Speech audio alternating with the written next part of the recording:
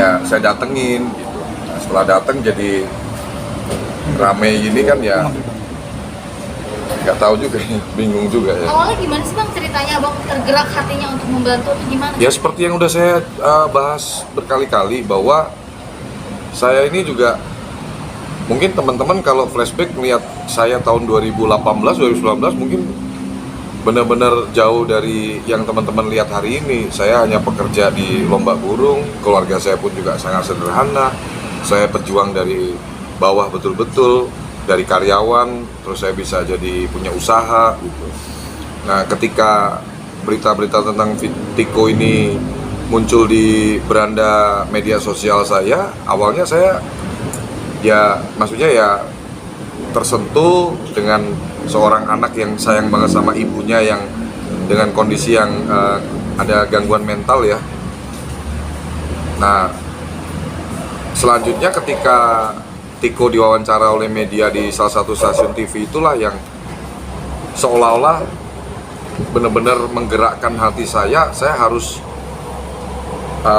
ikut berkontribusi bagaimana saya bisa membantu Tiko ini dengan kemampuan yang saya miliki.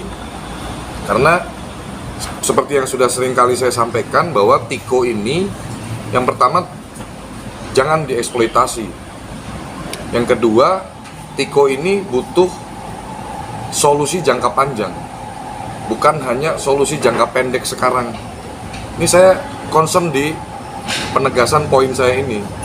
Tiko ini butuh banget solusi jangka panjang. Bagaimana dia nanti punya skill, dia bisa melanjutkan kehidupannya. Karena hidup ini kan nggak cuman hari ini atau besok atau sebulan lagi atau 2 bulan lagi. Untuk jangka panjang umurnya dia masih 23 tahun dan itu yang memanggil hati saya, menggerakkan hati saya untuk ya saya pengen ikut ngebantu Tiko gitu. Itu sih Mbak. Itu ngebantunya kategorinya kan yang menarik nih pengen merubah cat warna rumah ya? Nggak cuma di cat ya, karena kan rumah ini bangunan sudah lama dan saya kan punya perusahaan John Traktor itu kan di bidang konstruksi. Jadi tim saya memang sudah berpengalaman di bidang konstruksi. Nah, rumah yang terbengkalai selama belasan tahun seperti ini kan dikhawatirkan mungkin secara struktur bangunannya sudah rapuh. Jadi kalau hanya dicat aja sih menurut saya bukan solusi. Karena kemungkinan pasti ada genteng atau atap-atap yang bocor, harus diganti plafonnya. Karena kemarin saya datang ke lokasi kan dari lantai 2-nya saja sudah banyak keramiknya yang ngangkat. Ya, jadi sirkulasi udaranya juga nggak bagus. Ya kan, tidak ada furniture sama sekali. Kan saya sampaikan kita kalau mau bantu orang ya harus sampai tuntas. Bagaimana tempat itu layak untuk ditinggali oleh manusia ya. Ditinggali oleh manusia aja. Bahkan saya udah sampaikan secara detail gambarannya. Bahkan di depan tuh mau saya bikin kayak ada taman-taman gitu. Jadi rumput-rumput. Harapan saya itu mungkin dengan tempat tinggal yang layak, penerangan yang baik, kelistrikan lampu-lampu yang baik. Ini bentuk support system dari saya sehingga siapa tahu ini bisa membuat ibunya ini bisa pulih kesehatannya dengan tinggal di tempat tinggal yang layak, terus dengan nyaman. Secara psikis orang kan beda tinggal di tempat yang kumuh dan yang tidak terawat dengan rumah yang terawat, bersih, sirkulasi udara bagus, ada penghijauan, bisa jadi trauma healing dan bisa insya Allah bisa pulih gitu loh. Saya yakin gitu. Karena kalau dari pengakuan Tiko kemarin saya ngobrol, ketemu langsung, dia bisa berkomunikasi dengan ibunya. Bahkan ibunya masih masak sendiri. Bang, tapi sempat ramai juga kan Abang katanya mau menawarkan pekerjaan gitu sampai ngekursusin dia gitu, terus mau gaji 10 juta itu gimana Bang? Ya sekarang kan gini ya Mbak, pertama saya menyampaikan solusi jangka panjang dengan Tiko bekerja. Perusahaan nggak cuma perusahaan saya, cuman posisinya perusahaan saya ini sedang berkembang pesat, ya. Yang kedua, mayoritas karyawan saya usianya di bawah 30 tahun, ya. Jadi ekosistem di perusahaan saya ini, saya yakin juga bisa jadi Tiko ini menemukan kehidupannya seperti layaknya anak-anak seumuran dia gitu loh, yang bekerja di kantoran, dengan komunitas, dengan ekosistem dia yang anak-anak muda juga, dia bisa hangout, bisa dia waktu weekend dia bisa punya temen. Bahkan saya sampai bilang bisa, siapa tahu bisa ketemu jodoh juga, kalau belum punya jodoh ya, tapi saya dengar kan katanya udah punya pacar juga kan. Maksud saya yakin ini solusi yang saya tawarkan gitu loh. Dengan dia bekerja kantoran, bidang usaha perusahaan saya kan perizinan, ada skincare juga, ada konstruksi, ada entertainment juga. Saya baru bangun Johntainment, ya kan. Artinya banyak bidang yang sesuai kemampuan, sesuai passionnya Tiko, dia bisa pilih. Saya kasih kebebasan memilih. Saya sebelum publish ini, saya udah tanya dulu ke karyawan saya, bagaimana dengan ide saya seperti ini, kita ajak Tiko ke sini. Alhamdulillah, karyawan saya baik-baik, attitude-nya baik-baik, saya filter betul-betul. Mereka semua sepakat, setuju. Ayo Pak, kita support Tiko Pak. Jadi saya nggak berdiri sendiri. Saya sudah minta persetujuan juga dari partner bisnis saya, Pak Sabar, dengan Pak karyawan-karyawan saya. Semua mendukung untuk bagaimana saya ambil bagian untuk bagaimana bisa memberikan solusi jangka panjang ke Tiko. Kemarin saya pertegas semua kita ada tertulis. Untuk apa sih? Untuk pegangan kamu bahwa perusahaan saya punya kewajiban untuk bayar gaji kamu 10 juta per bulan minimal. Karena Tiko sendiri kan saya yakin kebutuhannya pasti besar teman-teman. Jadi sekaligus di kesempatan ini saya juga mau menyampaikan, kalau memang di luar sana ada orang yang benar-benar niat tulus ngebantu, mungkin kasih offering yang lebih daripada saya, ya nggak apa-apa, ayo kita bantu Tiko ini, ayo kita bantu, kita support gitu.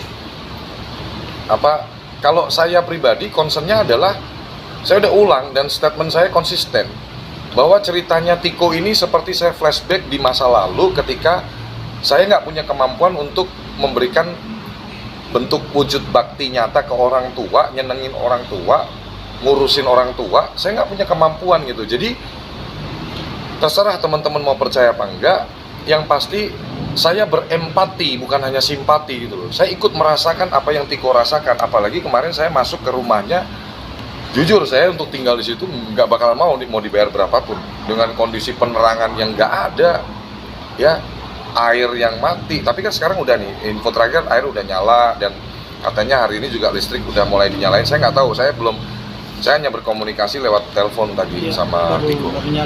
Iya, lampu katanya udah nyala dan lain-lain.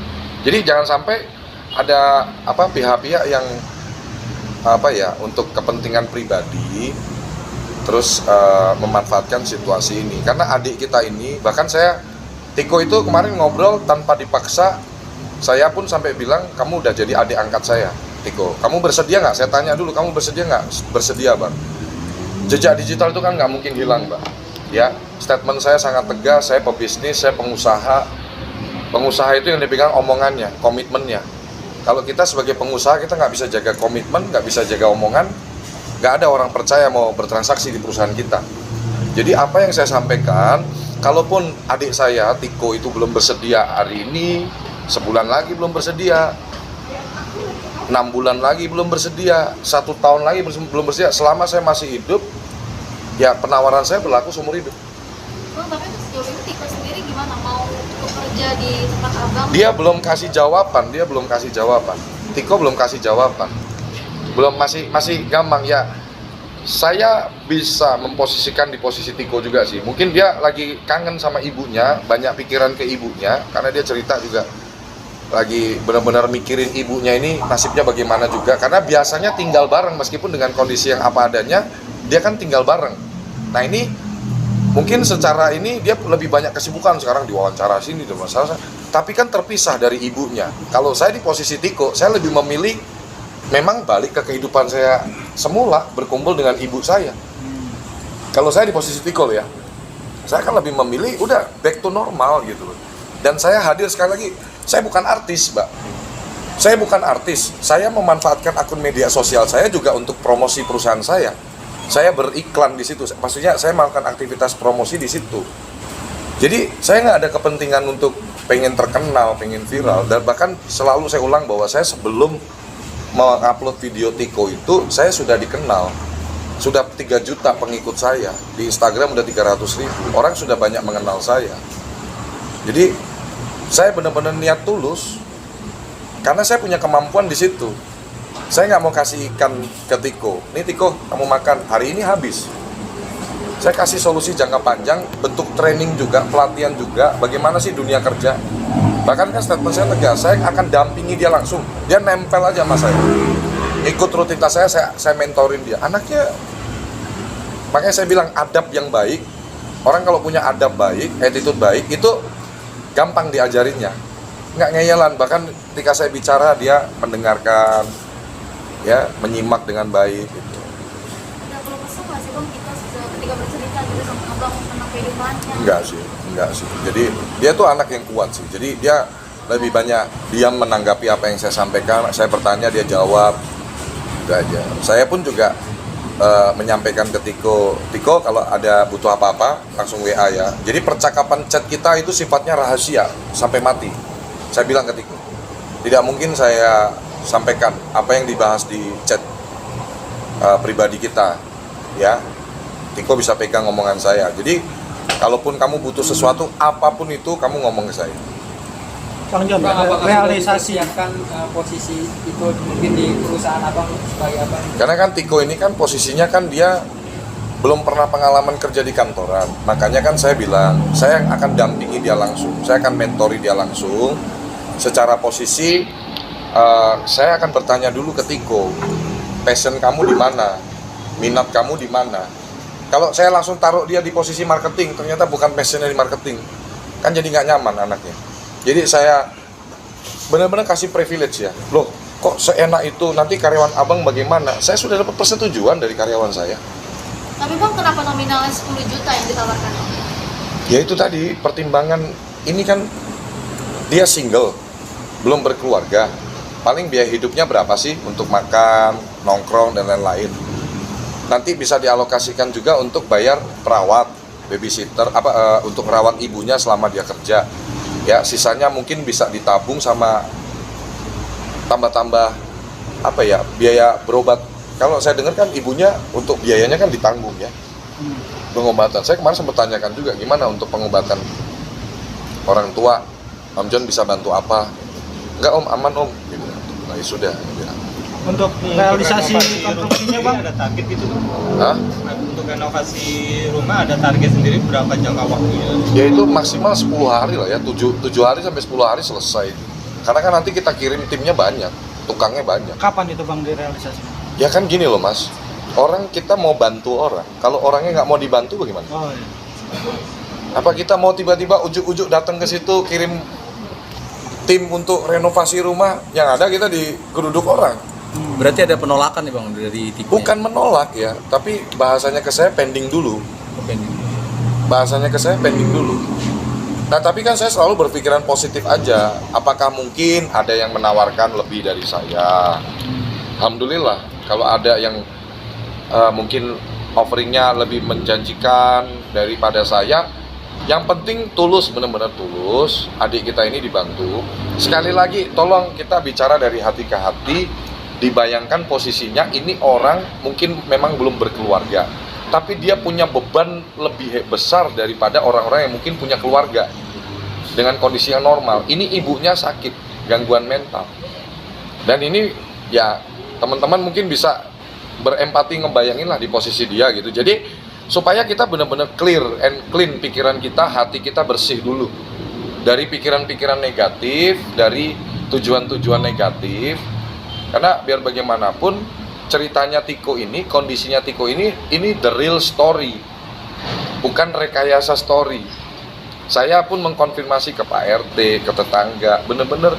Jadi ibunya kadang belanja dan lain-lain, mau dibantu sama tetangga, ibunya marah-marah dan lain-lain gitu. Jadi ini the real story yang ada di sekitar kita, dan alhamdulillah lokasi saya tinggal juga di daerah Jakarta, Jabodetabek. Jadi akses saya pun cepat gitu loh untuk datang ke lokasi gitu. Tapi